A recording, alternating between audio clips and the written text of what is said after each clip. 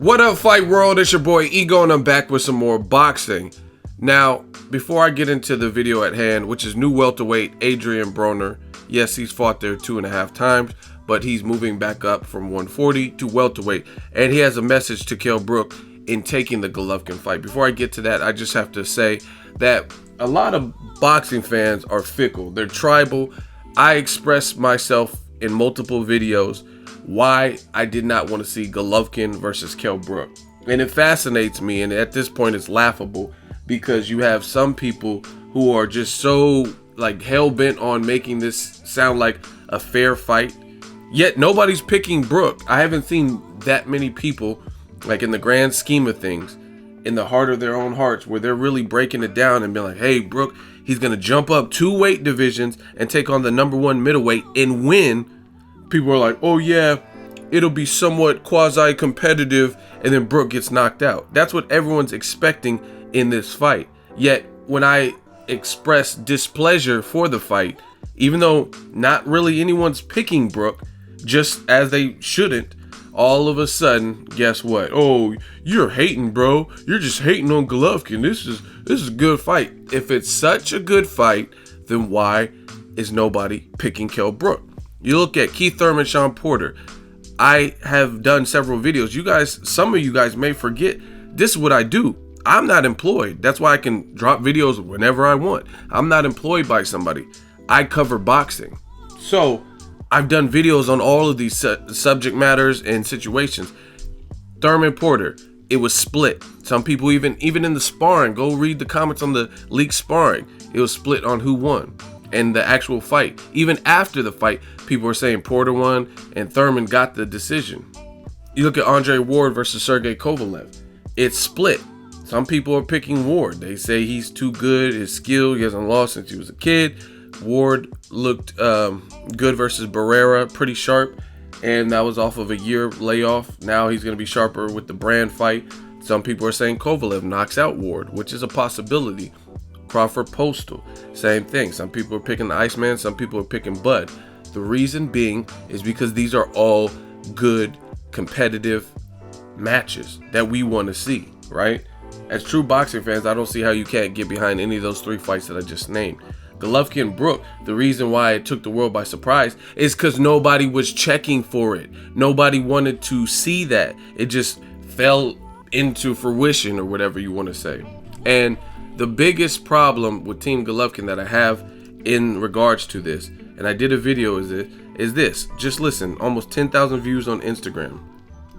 Triple G, your trainer called Canelo a diva at the end of the fight. Do you agree? No, this is able style, because Canelo, he said every time, oh, I'm middleweight champion, I need like 155. What? He knows, it is 160. It's not correct. This right. is not respect. It's not respect to boxing. No, not respect to fans. And in last fight with Can, the 2 division down, 2 division down, 2 division down, 2 division down. This is not respect. This is a business fight. You need like true middleweight fighter. At 160. Yeah, 160. He never been middleweight fighter. Cotto, he's small guy. Kirkland, he's small guy. Even Mayweather, small guy. Yeah, very small guy. Kell Brook, I think it's a small. So, I mean, that's ether right there. There's nothing you can say. He said there's no respect to fans, there's no respect to boxing, which is exactly what he says. It's a business fight. So guess what? Why Gennady Golovkin versus Kell Brook is a business fight, like Canelo versus Khan, makes perfect sense. Furthermore, you got to look at stuff like this. What he said is Canelo has never beat a true middleweight. He says Cotto is a small guy. Kirkland is a small guy, right? Kirkland at the time, this is, come on, man. Do you guys know who you're dealing with? This is Boxing Ego, man. I watch boxing.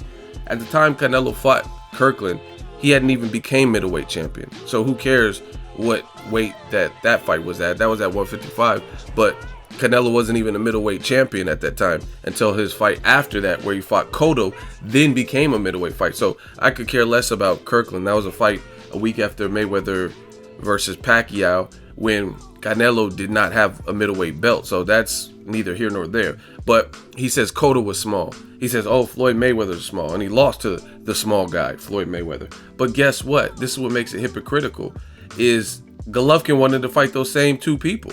He called out Mayweather on TMZ numerous times, right? He called out Cotto when Cotto had the strap before he lost to Canelo. So basically, when the shoe was on the other foot, you would do the same thing as Canelo, but you condemned him. You got your fan base up, you got people like rah, rah, rah, and riled up and riding with you. And turns out you would do the same thing because you're fighting a welterweight 2 divisions down. Man, this is too easy. But let's get into what Broner had to say. And this is Broner's verified Twitter account. And he retweeted Paulie, who always has intellectual things to say about the sport of boxing. A lot of other people I notice when I make a video and they want to be diehard Golovkin fans and just celebrate any decision that he makes, then they say, oh, you're gay. What is that? Okay, I'm gay. What does that have to do with boxing? You know what I'm saying?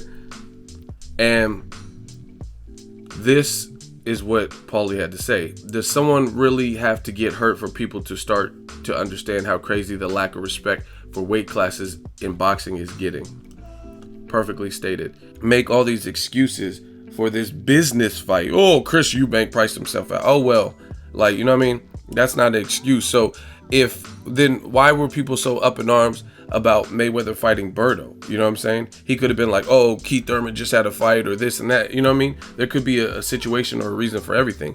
But guess what? People, all they cared was the end result, and Mayweather was fighting Berto. Or even a better example would be Deontay Wilder.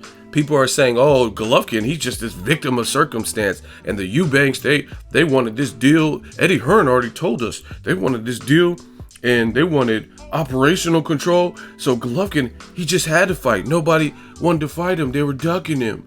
Yeah, right? And they've convinced themselves of this narrative, but they don't say the same and apply the same logic for a guy like Deontay Wilder. Deontay Wilder went over to Russia. He was in Russia to face his WBC mandatory Alexander Povetkin, right? And through no circumstances of his own, Povetkin failed his drug test. The WBC made a decision, called the fight off. Wilder came back home, and now he's fighting Chris Areola this weekend. But whether it was a banned substance, whether it's trace elements or whatever with Alexander Povetkin, that has nothing to do with Deontay Wilder. In fact, Wilder and Areola just had VADA testing, and VADA released that they both came back negative, so they were clean, right? So any way you slice it, the hiccup came from the Povetkin side because they had something in their system that was banned at some point, right? And we still don't know why he's taking the meldonium to begin with, whether he took it when it wasn't banned or whatever the situation. I don't care about getting into that right now. But the point being is, the substitute was Chris Areola. What'd they say? Oh, Wilder's cherry picking. They didn't say, oh, I feel bad for Wilder. He went all the way to Russia to fight a game mandatory with power that everyone wanted to see, Wilder versus Povetkin. And as a result of what Povetkin's side did, he's no longer getting that opportunity straight away. He's coming back home to fight Chris Areola. That's not what they said. So keep it even, Steven. You know what I mean? Wilder was a victim of his circumstance too. And he's fighting someone in his division. He's not saying, oh yeah, let me fight a light heavyweight and they're moving up because this Povetkin thing fell through. That's what Team Golovkin is doing. And facts are facts. But Broner, he says, these fights they making ain't making sense. Somebody gonna get hurt. Seriously hurt. I wish Brook would let Triple G go fight someone his size, man. He keep fighting these little guys. Man, I want to see him fight a damn cruiserweight. They really about to let that man fight a lightweight who moved up in weight. They funny as fuck. Fuck the money. I got too much love for the sport to go out like a sellout. Fuck all these dumbass people who never had a fight in their life. Trying to impress the people will get you killed in the square circle. And finally, Adrien Broner tweeted this. Special Kell Brook. Bro, between us, we know you a warrior, but this fight you taking it too far. Your people don't care about you if they let you fight this guy. Obviously referring to Gennady Golovkin. So it's funny, and the detractors are running out of room and places because Broner, Paulie Malignaggi, Bob Arum, and several other boxing channels, Dante's Boxing Nation, and just a lot of people are talking about this fight and saying that it makes no sense. It's a business fight. It's out of nowhere. They would have liked to see an actual middleweight, things of that sort. And just, again, the blatant hypocrisy here that we're seeing is crazy. To condemn Canelo, crucify him, and that's okay if that's how you feel. But if that's how you feel, then don't be willing to do the same exact thing when the shoe is on the other foot. Can you picture it? Let's say on my channel, I say, I tell all the audience, I say, I hate when boxing channels report UFC news or where they cover UFC. That ain't a real boxing channel. That's lame, right? I tell that to the whole public. I tell everybody, if you're a boxing channel, stick to boxing. Don't ever talk about UFC, right? And I condemn it and I slam it into the ground. And then 2 months later, you see me doing what? Doing post-fight vids for UFC fights or covering some UFC news like I do on the channel, right? Now, the biggest thing is I've never said that. I predominantly cover boxing, but occasionally I delve into other sports and do occasional like sound bites and news, especially with UFC because it's a fighting discipline that does use some boxing, right? But that's not hypocritical because I never condemned anybody that was doing it. I don't care if people want to talk about UFC on their boxing channel, if they want to talk about STDs on their boxing channel, that don't have nothing to do with me. You know what I'm saying? But to condemn someone for something you're willing to do yourself, it just, the fans can't explain that. And again, you'll see it in the comment section. It'll just be a bunch of malarkey and people, oh, you're gay and you're just hating and you're racist. Racist on what? Name one thing that I said that was racist. Because I don't like a fight, I'm racist. Get out of here. Let me know what you guys think. Share the video, like the video. As always, hate, comment, and subscribe. Till next video is Ego signing off.